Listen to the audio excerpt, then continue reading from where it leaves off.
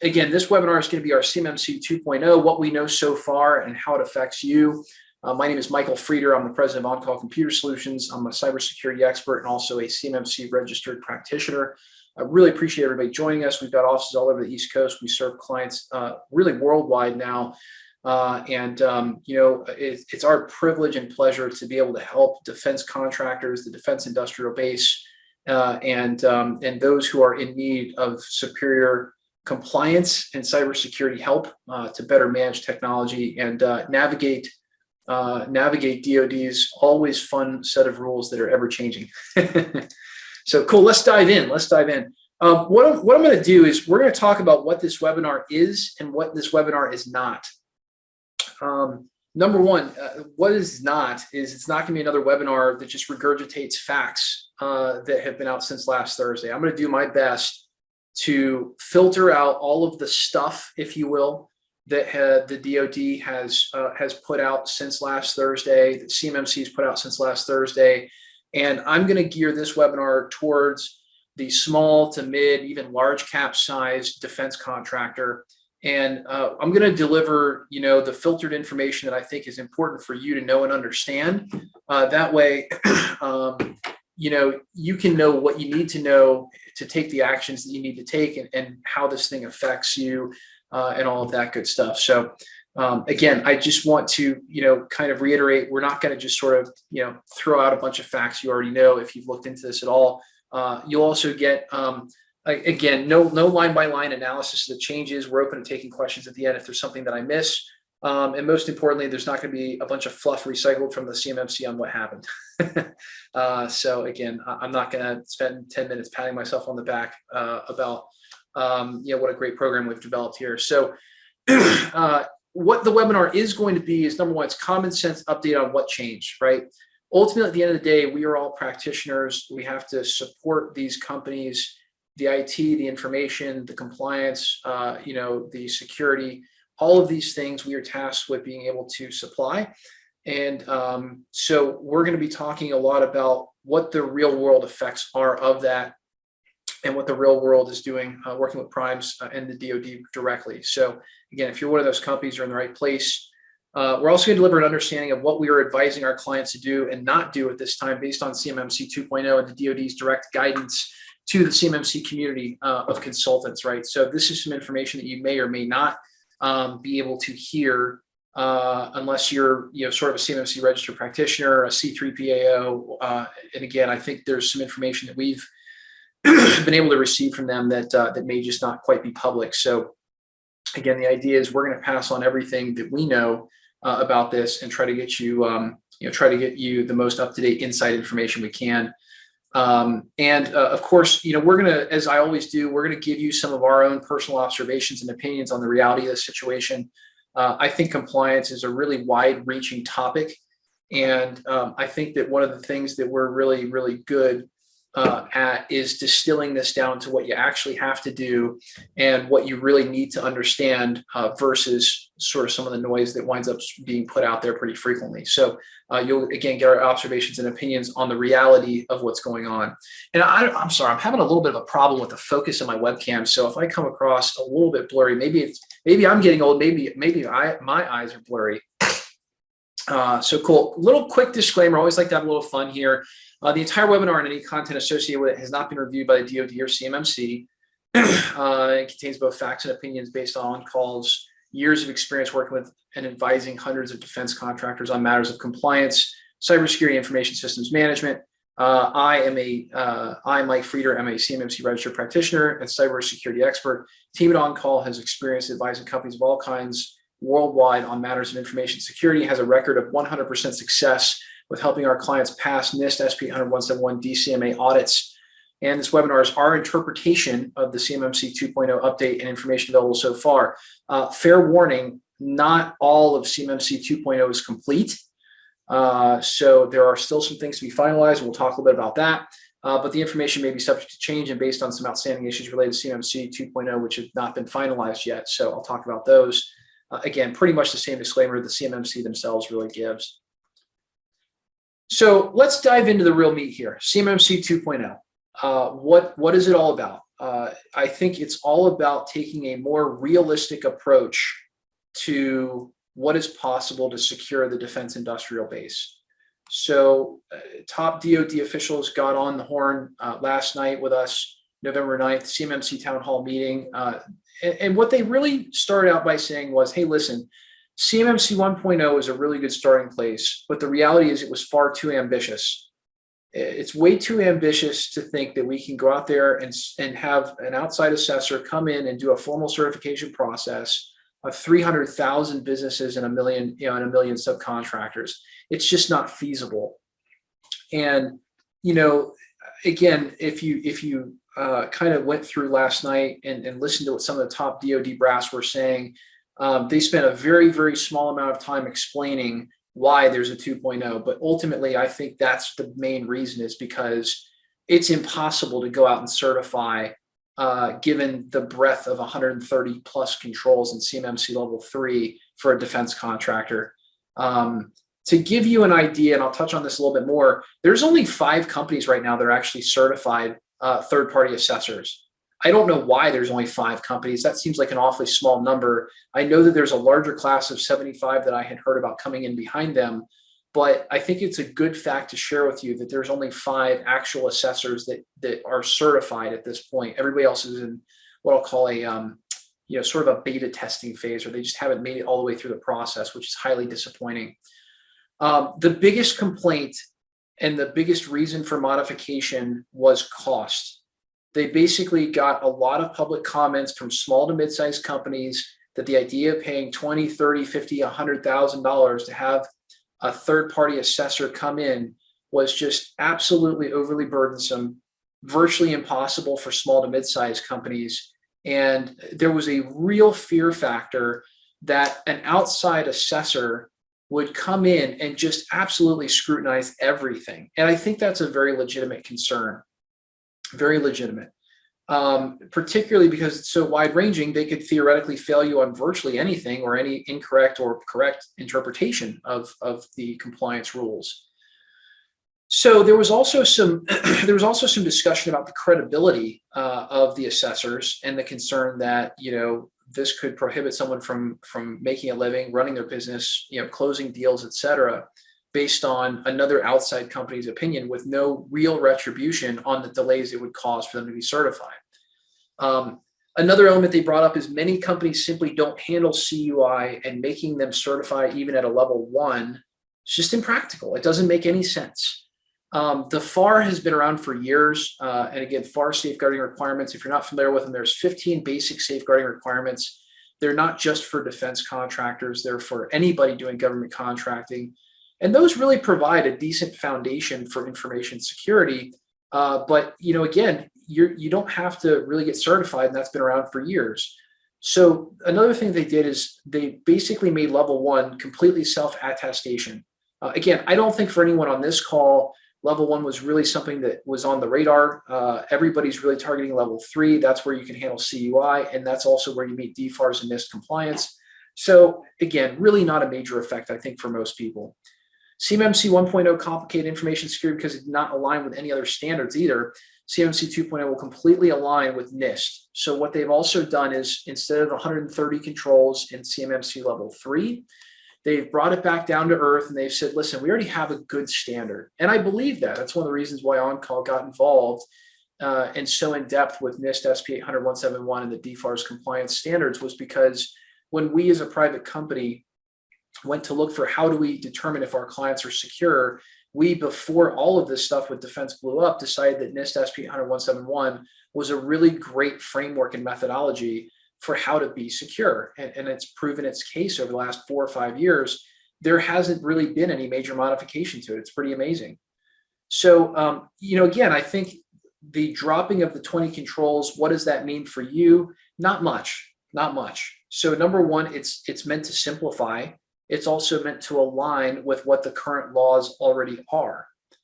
So right now, you're already required by law to conform to DFARS and the DFARS rules, including 7012, which mandates NIST SP 800-171 as a compliance standard for how you protect your information.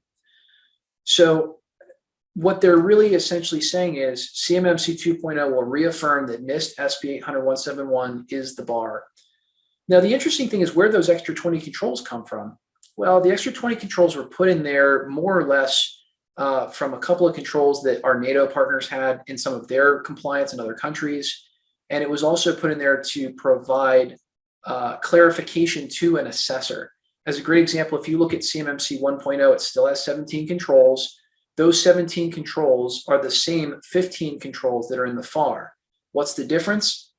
Compliance control number 9 is divided into 3 sentences. That's actually what the difference is. Why they have to divide it into 3 sentences? Again, the assessors decided that they wanted to have more clarity on that answer. So without really deep diving into that, I think what's the material thing you need to know about the actual technical requirements? What you should know is they basically have not changed. I think for all intents and purposes, we can say that the actual technical things you have to do to comply have not changed. CMMC 2.0 is a programmatic, maybe even you could call it an administrative change to the way that the CMMC 2.0 and this whole cybersecurity framework thing is going to be administrated, but it is not a change to what you have to do to be compliant. There is no change there. So final thing is the model's been simplified to 3 levels. If you're a client of ours, you're very familiar with a joke that we make on every single sales consultation. We say, hey, level 2 is kind of like a second place trophy at your kid's soccer match. Maybe it makes you feel good that you accomplished it, but at the end of the day, you didn't win. So level 2 is just really, there was no point to it. They called it transitional. They never made a transition. Level 4 is really much the same. It's meant to be a transitional in between. I don't know about you, but when I'm looking to accomplish a goal or get compliant with something, I don't want to be halfway there. I think they must have agreed. And so again, level 2 and 4 are gone. They simplified it down to 3 levels. And this is what it looks like. So this is going to be the new model. And again, level 2 and 4 never really had any purpose, so they're gone. Level 1 is essentially still the FAR, and it's completely self-attestation. Now, with that being said, there's going to be one major change that I think will catch a lot of people's attention. What I heard on the phone last night was that they are going to make C-suite level officers in each company self-attest at a minimum of 1 year. So every year, you're going to have to probably sign into something like an SPRS portal and self-attest that you are complying with these laws and these compliance standards. That's major. That to me sounds, and again, this is 100% disclaimer, it's my opinion, but boy, they sure sound like they're beginning to move in the direction that ITAR went and that HIPAA went, where you've got personal liability, even possibly up to the extent of criminal liability for stating that you're compliant when you're not, that may be applied to an officer in a company. HIPAA already does it, ITAR does it, and I would not be surprised that they move in that direction to reinforce just how serious this is. Now, again, that is not stated publicly yet, but I can't think of any other reason why they would make the statement that specifically an officer, not just a member of a company or an IT director or a compliance officer, but a senior C-suite officer will need to attest annually at all 3 levels. So I would look out for that. I think that the writing is on the wall on that one. Okay. As far as levels, again, we've gone from 5 levels to 3. I think that makes way more sense. We really only had 3 levels to pay attention to before. Level 1 being the FAR and kind of the basics, again, for non-CUI holding companies. Level 2 will be advanced, and it will be for CUI holding companies. It will be the NIST standard, basically. Now, there's a big, big change, all right? And there's a big, big word that they really like to use called bifurcated, which I had to Google because I'm not really all that intelligent, but I'll tell you what that means in just a minute. Level 2 is going to be kind of split up. Yeah, we'll do a recording of that, absolutely. Triannual third-party assessments for critical national security. What does that mean? That means that if you have really sensitive information that's not classified, and it's CUI, then they're gonna have you actually recertify that you are safe to do business with 3 times a year, and that's apparently going to still be done by a CMMC assessor. Second thing is there's going to be a level 3, which is again the equivalent of the old level 4 and 5. they're saying all of those practices are going to be based out of NIST SP 800-172, which is, again, sort of some advanced practices for cybersecurity, information security. So again, good things to really keep in mind is that at level 3, apparently the information that you'll be handling will be so important that they will have government-led assessments. Again, there were some fairly extreme comments made about the viability or the credibility of a totally outside assessor versus the government's assessors, that they really preferred to have someone who was in line with all parties in that they didn't want information security issues to stop someone going through with a contract. So again, I think that's very important to understand. That being said, it looks to me like there's going to be a pretty heavy burden on those companies who are chosen to be assessed 3 times a year. That seems fairly intensive to me, leading me to believe that I don't think there will be very many companies that will have that kind of assessment relative to all companies that hold CUI or store, process, and transmit CUI, as they say. So again, hopefully that brings a good bit of clarity on what it is that will be in these controls, and also what the requirement is. Now, this is that whole bifurcated word that you'll sort of read all over what the government has put out there. What does bifurcated mean? What it means is they took level 2, which is the minimum level that you will need to be operating at to hold CUI, which is in line with the NIST SP 800-171 standard. And they've said, we're going to have 2 tracks for them to go in. Number 1, CUI non-prioritized. Those are still going to be some sort of an annual self-assessment, okay? Read into that, and what you will find is there will not be a CMMC C3PAO outside certification required. I think I can give you a little bit of permission to jump for joy on that. Second, there will be another track where there will be CUI with prioritized acquisitions. Presumably, if I had to guess about it, this would be for CUI specified contracts, where in the contract they are specifying a type of CUI that's going to be a part of the job, and that you're going to need to have that kind of 3 times per year oversight on. Again, I think you'll be very likely that that will be done by a CMMC third-party assessor, so that they still will have a role, and the role will be more intense, but for a smaller number of companies.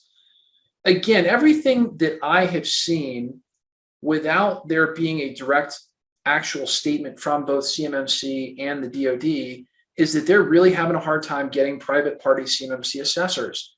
Again, I'll tell you, look, we're very expert at this stuff, but we don't have an interest in assessing. It's just not what we do. We help people get there, and we help people manage their technology, and we're extremely good at it. Can I assess somebody? I probably could. But again, that creates a conflict of interest. And I think that there are a lot of folks who are looking at the scenario like that. So for a lot of reasons, I think there have not been very many companies that look at the assessing side as something that is very lucrative, or if they have been, they've been having to go at such extreme prices that it was enough to kind of persuade people to say, hey, look, we've got to do something about this. Something's not right. So again, I think for the most security sensitive level 2s, there'll be a sort of a hand-selected situation where you will learn in your RFP if you are going to wind up needing this triennial third-party audit. And then, of course, finally, there'll be level 3 that will be stated in the RFP that you will need the highest level, which will be government-led audits and supervision. Okay, again, this being straight from the CMMC. A couple shameless plugs up there just for fun if you want to go learn about some of our programs. Again, level 1, we do have a really cool self-assessment academy. And of course, everybody here is probably familiar with NIST 800-171compliance.com, where we educate people about NIST 800-171 compliance. Let's take a deep dive. How will certification and self-attestation work? Kind of getting into the meat and potatoes here. Companies that handle CUI will not need to have a third-party certification completed to handle most CUI. So again, our thought is that the greatest majority of DoD contracts, certainly ones that are not related to top secret information, and again, specified CUI information that are coming with markings that in advance is going to be a part of the contract. We do not believe that there will be a third-party certification required anymore. There will be some, but there will be, in our opinion, very few. For contracts relative to the overall. For contracts involving the nation's most secure CUI information, the government will state in the RFP that the contract will require a third-party assessor to verify 3 times per year that the contract contracted organization continues to meet CMMC 2.0 level 2 requirements. So again, you're going to know about it in advance. In the future, for contracts where CMMC level 3 is required, triennial assessments will be completed that will be government-led. That's different. It's sort of an automatic gotcha that DCMA or DCSA is coming in to audit you. This will be the current equivalent to a NIST SP 800-171 high audit. And based on DoD official commentary in the last night's town hall meeting, a C-suite official from each company will now have to log in and digitally sign an attestation that their company is in fact complying with the requirements for the required level. Absolutely. What about CMMC certification? At least for the next 9 to 24 months, while rulemaking is being finalized and implemented into the DFARS, there will be no mandatory CMMC certification for DIB companies. Yes, permission to leave softly with joy. So again, the actual certification has now officially, as of last Thursday, been put on hold for a minimum of 9 to 24 months. Now, there was a question that was asked, and ironically, it was asked by the president of the CMMC, excuse me, somebody asked it, the president of CMMC kind of went to make an answer and he was sort of derailed from giving the totality of the answer. The question was asked, can you still get CMMC certified now? And the president of CMMC went to go give the answer and he said, well, yeah, I think we can maybe make that happen by the end of the year. He tried to confirm the answer and nobody would answer him, which is obviously not a really good look. So again, our interpretation of that is no, you will not be able to voluntarily go and get CMMC certified quite yet. One thing I will share with you is that eventually, it could be as soon as Q1 of next year, maybe Q2 of next year, but it seems like they're pushing very hard for it. You will be able to voluntarily go and get CMMC certified. Okay, that may be a really good marketing and sales tactic. As we've advocated for a long time, the more credentials that you have above your competition in any bid scenario are a big positive. Cybersecurity and being safe to do business with is relatively equal in the decision-making matrix to price for the DoD in most cases right now. There are only 5 companies that have been validated at this time to be certified third-party assessors. We talked about that. And in the future, CMMC certification will be voluntary based on DoD official comment. Okay. It is unknown at this time if levels. So this is another key thing that it wasn't stated, but again, I'm going to just sort of point out the obvious. Nowhere in this model, we'll go back here. Nowhere in this model does actually even really say that you've got to be certified. It just sort of says this is where your levels are. So it's still unknown about certification and a mandate. Again, it may be the case that it becomes mandated later. That's still sort of up in the air. So again, we know that for 9 to 24 months, what they're going to do is they're going to write this thing into law, and there is a process they have to go through. So again, we view CMMC certification at this time as a competitive selling advantage. But again, it doesn't appear that it's going to be a straight out requirement like it was before. They also made comment about waivers. So they brought back 2 major things, one, POAMs and waivers. So number 1 is a waiver. You can get a waiver of these requirements. However, the only people that will be able to deliver a waiver of the level 2 or NIST SP 800-171 requirements are literally one of the senior officials at the DoD. Good luck. I haven't run across a client that's gotten one of those successfully done yet. And again, I think that ultimately, really, it's there if they need an out, but I don't think it's really going to ever happen to any of us.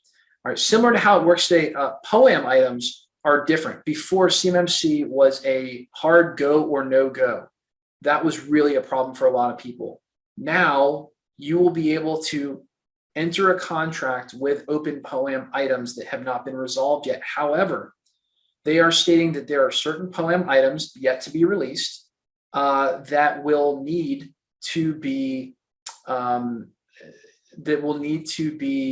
resolved before the contract starts. They haven't stated what they are. You can count on them probably being the biggest and most expensive ones, I'm sure. But ultimately, at the end of the day, we know that the open POAM items are still a situation that is a big change. Again, CMMC before couldn't have those. Now, with that being said, those items are still being determined, and you'll have 180 days post-award to complete open POAM items. So there will be a point where you cannot delay remediation. That's actually different than DFAR 7012 and NIST SP 800-171 is today. There's a lot of leeway, a lot of slack when you look at the assessment criteria about leaving POAM items open and whether and how long you can do that. It really does. It's completely up to the company. This shores that up and gives you 180 days to fix it. That's a big change too. So how long do you have? All right, kind of breaking this thing down. How long do we have? CMMC 2.0 is aligned with the current laws of DFAR 7012 and its requirement to use NIST SP 10171 as a standard by which you secure your information and protect your CUI data. So that means that the current law that's already in place right now, that stood since 2017, that you must have this in place at the time of contract award, that's going to wind up sort of, that's going to continue to be the standard, but they're going to continue to reinforce and strengthen their safeguards, making sure that you have actually got that completed.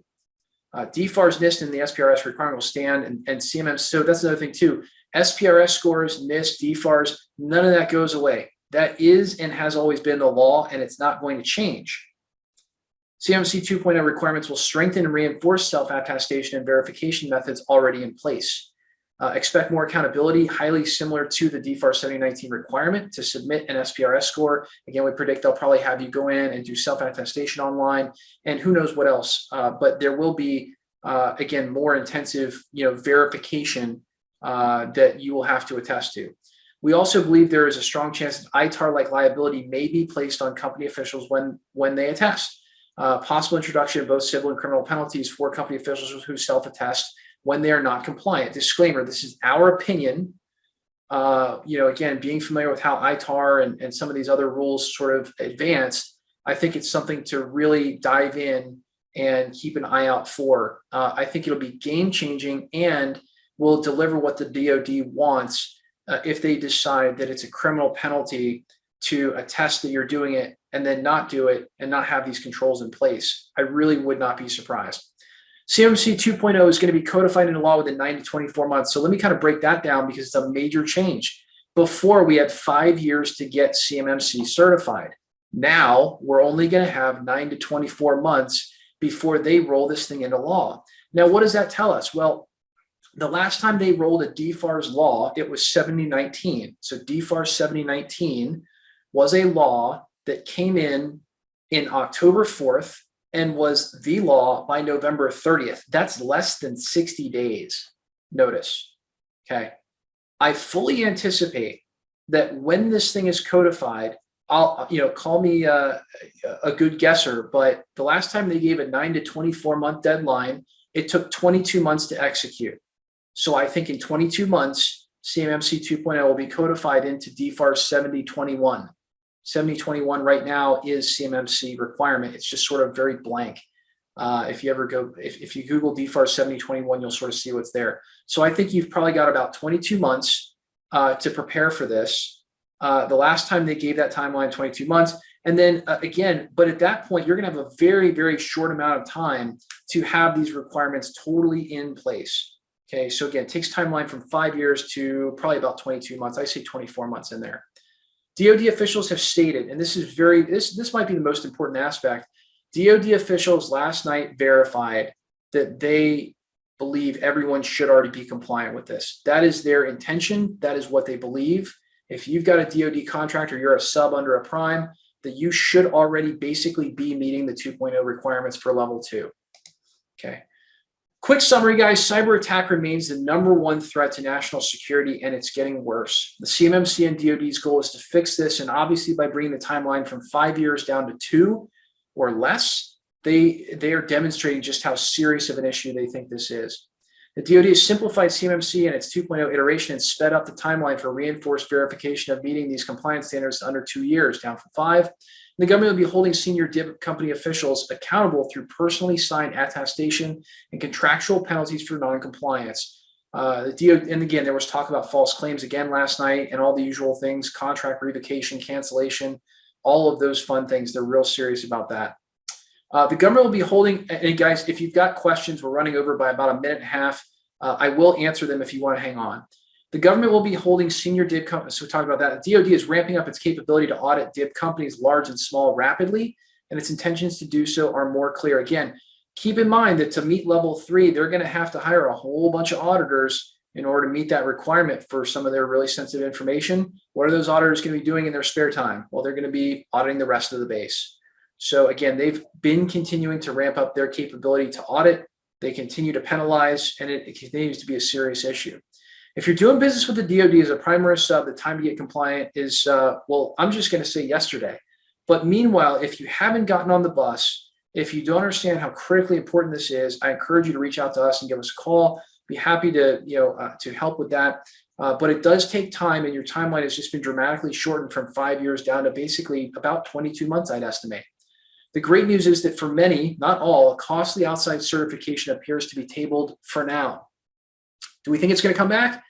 I think so. I just think it's going to be a number of years before they really have enough people who are assessors to get at a defense industrial base that's this big. How can I help? Okay, so obviously, if you're on this webinar, you have some familiarity with us, but On-Call assists DoD contractors and their subcontractors nationwide and really worldwide with cost-effective, rapid deployment solutions to understand and become compliant with these standards. So if you need help getting compliant, reviewing your cybersecurity, or even managing technology, please reach out to us. Defense contractors are all we work with. Okay, those are the only kinds of clients that we work with. We know them, we love them. We're very, very passionate about defense, and it's our business.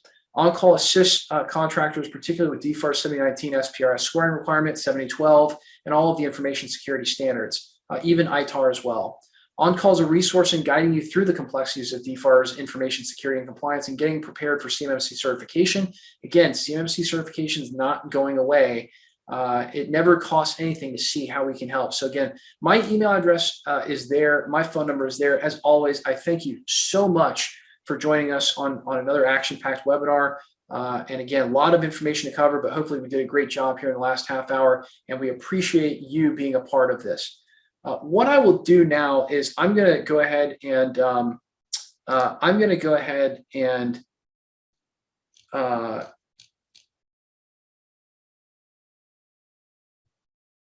cool. Yeah, I'm going to go ahead and take a few questions. I do see a note that we could see the screen, and then there's a note that we will be sharing. Will I be sharing the presentation? So somehow, I'm not sure how it happened. It looks like perhaps the screen sharing stopped. Guys, if you didn't see the screen share, we'll investigate exactly what happened. I will be doing an encore presentation of this. We'll try to get that going here in the next couple of days, one morning, perhaps maybe Monday of next week, if you want to get those. Meanwhile, what we'll do is we will also be sending out a video to everybody that was on this presentation. If we have to, we'll reshoot the video with those slides so that you guys can get a visual on that. So I do apologize. And again, I will hang on for just a couple extra minutes to take questions here. Cool. Yep, didn't see that, and totally understand about the slides. Awesome. So if anyone has any questions, let me know. Meanwhile, again, we definitely appreciate everyone attending. Please consider us to be a resource. And again, we'll do a re-recording to make sure that we caught the slides. We'll figure out what that technical glitch was and get that reshot and get that out to everybody. Fantastic. Thank you, everyone, for joining. And hang on one second.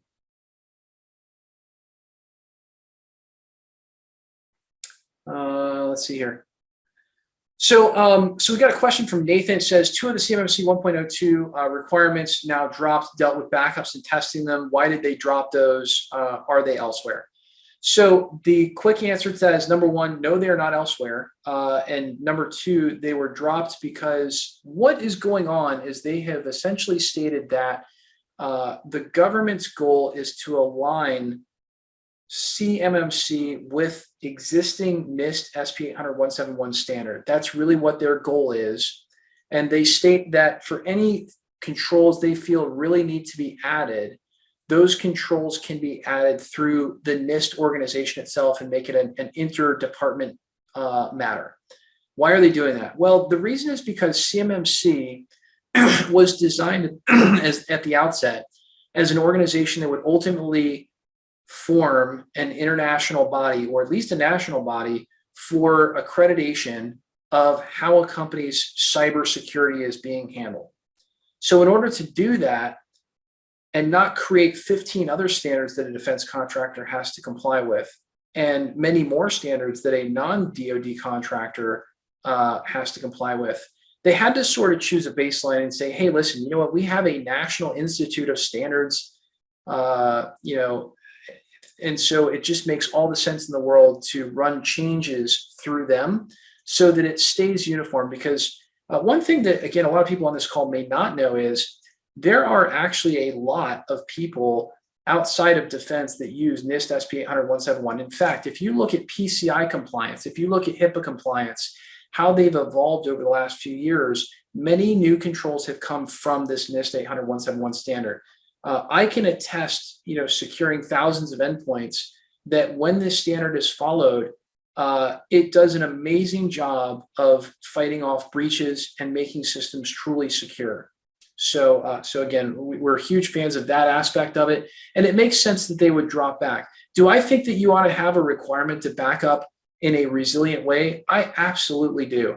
I think that, for every client that we take on, we mandate full-blown backup appliances. Otherwise, we're not managing the backups. I think it's that important. So, I think from that aspect of things, I think it's a great requirement. But I think you also have to remember that there's the specificity with the word resilient it's a terrible word. There's no real specificity to resilience. So again, I think in that aspect of things, why did they do it? They did it because it wasn't in NIST SP 800-171. Do I think it's something you should do? Of course, absolutely. I think backups are critically important.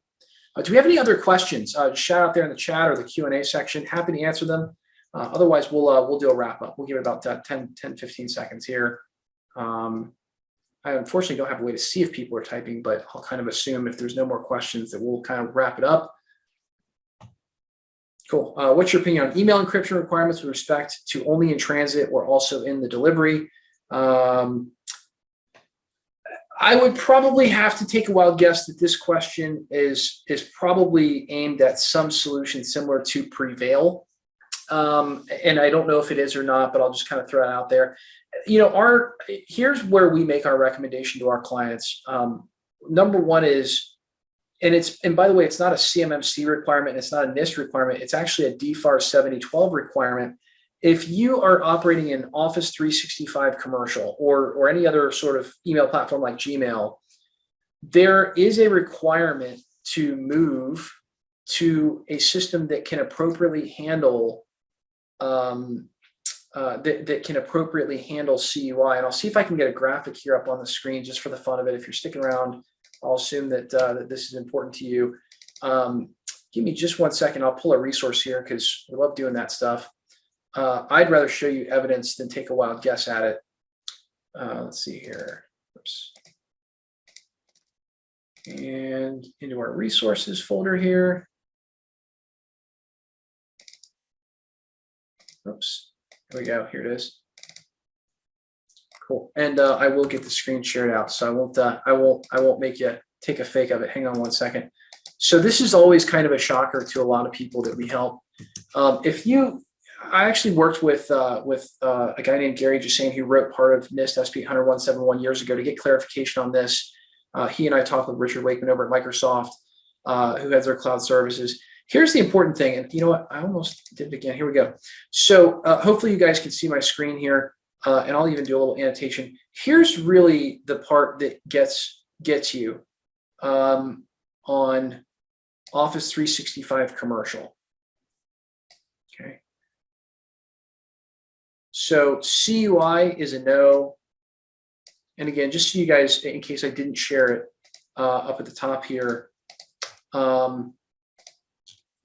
Again, understanding there's been commercial government and DoD offerings for Office 365. So that's what this is all about. So again, commercial is not acceptable to handle CUI. Again, CMMC level 3 through 5 will now be 2 and 3. But again, it's not. It's pretty black and white in my mind. And so there's been some articles lately that have said that Azure commercial is DFARS compliant, and it is, but Office 365 is not. And I'll just kind of keep on scrolling down here for lack of explanation. It's not until you get down to Office 365, GCC High, and Azure Government that you start getting yeses to things like ITAR and EAR, that you get a yes to CUI without a big ugly carrot that basically says, hey, listen, if it's specified like ITAR, nuclear, et cetera, it's not suitable. So if you want a de facto way to handle email and communications, our standing recommendation is one of two things. One is set up the rules properly on your on-premise Exchange server. So you can run an Exchange server, right? For most people, they want to run from that as far as they can. They hate that idea. Larger organizations love it. They save a ton of money in licensing, but we all know how critical email is. And so, that is a service that really is best run in a data center. So again, for most of my small to mid-sized companies that we love to help, I'd say probably 800 employees and less, those guys are really best suited for Office 365 GCC High. If you want to learn more about that, you can go to gcchighmigration.com and you can learn all about how we help people to do that migration. It is not a simple process. It is a full-blown rip and replace migration. I don't really think very many companies do anywhere near the number of migrations that we do. We've got it down to a science. Again, I think to answer your question, how we would propose to deal with that would be put yourself in the right environment where you can't make mistakes. The other thing that I hate about solutions like that is we tend to find that any organization that uses some sort of a tab-based, encrypt this email type of solution winds up having a significant number of cyber incidents every year they have to report.